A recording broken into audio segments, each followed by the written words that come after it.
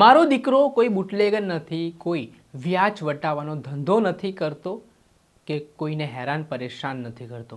એ લોકો માટે લડતો હતો, એટલે આજે તેને દિવાળીમાં જેલ જવું પડ્યું. આ શબ્દો છે આમ આદમી પાર્ટીના નેતા પ્રવીણ રામના માતાના. જેમાં દિવાળીના પર્વની સમગ્ર દેશભરમાં હર્ષોલ્લાસ સાથે ઉજવણી થઈ રહી છે, પરંતુ આ દિવાળીની ખુશીમાં ગમનું વાતાવરણ પ્રવીણ રામના ઘરે છે. તેમની માતા ભાવુક થયા અને પોતાની વાત મૂકી. ખેડૂતો માટે તેમનો દીકરો લડી રહ્યો અને તેમને જેલવાસ થયો, તે બાબતે તેમણે શું અપીલ લોકોને કરી, વિગતે વાત કરીએ. વૈષ્ણવજન તો તેને કહીએ જે પીડ પરાઈ જાનાને રે. નમસ્કાર દર્શક મિત્રો, નવજીવન ન્યૂઝમાં આપનું સ્વાગત છે. હું છું ફૈઝાન. આજથી થોડાક દિવસ પહેલા બોટાદના હળદળ ગામમાં જે ખેડૂતોની મહાપંચાયત યોજાઈ, જેમાં આપ નેતા રાજુ કરપડા અને આપ નેતા પ્રવીણ રામ સહિત લોકો આ ખેડૂત મહાપંચાયતમાં પહોંચ્યા હતા. તેમણે ભાષણ કર્યા હતા અને ત્યારબાદ એક પોલીસ ત્યાં પહોંચે છે અને માહોલ ડહોળાય છે. પોલીસ ઉપર પથ્થરમારો થાય છે, બદલામાં પોલીસ લાઠીચાર્જ પણ કરે છે.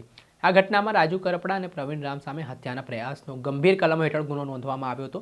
85 જેટલા લોકો સામે ગુનો દાખલ થયો છે. આ ઘટના બાદ આમ આદમી પાર્ટીના નેતાઓ રોષે ભરાયા છે. સરકાર સામે પોતાની આકરી પ્રતિક્રિયા પણ આપી રહ્યા છે.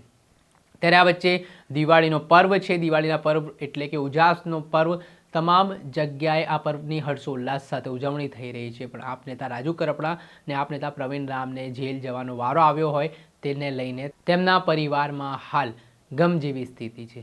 આ ઘટનાના સંદર્ભમાં આમ આદમી પાર્ટીના નેતા પ્રવીણ રામની માતાનો એક વિડીયો સામે આવ્યો છે, જેઓ એ ભાવુક થઈને લોકો સમક્ષ પોતાની વાત કરી છે. તેમણે કહ્યું કે મારો દીકરો કોઈ બુટલેગર નથી, મારો દીકરો કોઈ વ્યાજ વટાવવાનો ધંધો નથી કરતો, લોકોને હેરાન પરેશાન નથી કરતો, છતાંય તેને જેલ જવાનો વારો આવ્યો છે. તેમણે ભાવુક થઈને પહેલાં તો લોકોને શું કહ્યું તેમને સાંભળો. પ્રવીણ રામની માં બોલું. મારો દીકરો દારૂનો ધંધો નહોતો કરતો, વ્યાજ વટાવવાનો નહોતો કરતો, કોઈની પાસે પૈસા લેવા નહોતો, કોઈને હેરાન નહોતો કરતો. ભાજપની સરકારને એ ન ગમ્યું, એટલે અટાણે દિવાળી છે, અંધવારું છે, પણ અમારા માટે અંધારું છે. હું મારા પ્રવીણને અહીંયા વરસદીનો દીકરો છે.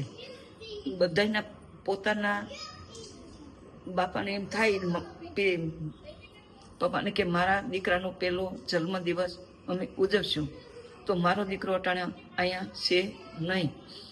તો સરકારને હું કહેવા વિનંતી માગું કે મારો દીકરો, તમારે જે કરવું હોય એ કરજો, મારો દીકરો પાછો પડવાનો નથી. એટલા મારા લોહીના ગુણીનામાં છે. અમે એને બધાય સપોર્ટ કરીએ. ખેડૂત માટે એને જીવ દેવો હોય તો એ દઈ દે. સરકારને જે કરવું હોય એ કરે, એ પાછો નહીં વરે ખેડૂત માટે. ને પ્રવીણ, રાજુભાઈ, 75 છે, બધાય મારા દીકરા છે. હું બધાને કહેવા માગું કે તમે કોઈ પાછા પડતા નહીં. ને પ્રવીણ પાછો નહીં પડે. એને ખેડૂત જો જાગૃત તમે નહીં થાવ તો તમારે માટે લડવા વાળું કોઈ રહે નહીં. તમારે જાગૃત થવું જ પડશે. અટાણે હું બધાને, તમે એને ઘેરે દીકરા, એના બાપા, બધાને હું કહેવા માગું કે અટાણે મારો દીકરો અહીં છે નહીં. દિવાળી જેવું તહેવાર છે, અંજવારું નહીં, અમારા માટે અંધારું છે. હું બધાને એટલી વિનંતી ખૂબ કરું કે બધાને શક્તિ દે ને બધાને હિંમત દે ને મારા દીકરાને સપોર્ટ કરે. એટલે એ હિંમતનો આરે લડવામાં એ ખૂબ એને ક્રેટ રહે. આપણે સાંભળ્યા હતા આમ આદમી પાર્ટીના નેતા પ્રવીણ રામની માતાને, જેઓએ પોતે ભારતીય જનતા પાર્ટી સામે આક્રોશ વ્યક્ત કર્યો છે ને કહ્યું છે કે ખેડૂતો માટે તેમનો દીકરો લડતો હતો ને તેના કારણે હજી તેને જેલ જવાનો વારો આવ્યો છે.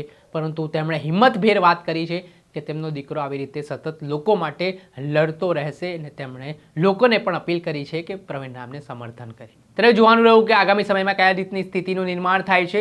ગઈકાલે ભાવનગર જેલ હવાલે આપ નેતા પ્રવીણ રામ, રાજુ કરપડા, રાજુ બોખતરિયા, રમેશ મેર સહિતના જે આપના નેતાઓ છે અને જે લોકો પકડાયા હતા તેમને જેલ હવાલે કરવામાં આવ્યા છે. હવે ક્યારે તેમના જામીન થાય છે અને શું સ્થિતિ બને છે તે આવનારો સમય બતાવશે. દર્શક મિત્રો, આવા જ વિડીયો જોવા માટે નવજીવન ન્યૂઝને લાઈક કરી લો, સબસ્ક્રાઇબ કરી લો અને શેર કરવાનું ભૂલતા નહીં. વૈષ્ણવજન તો તેને કહીએ જે પીડ પરાઈ જાના.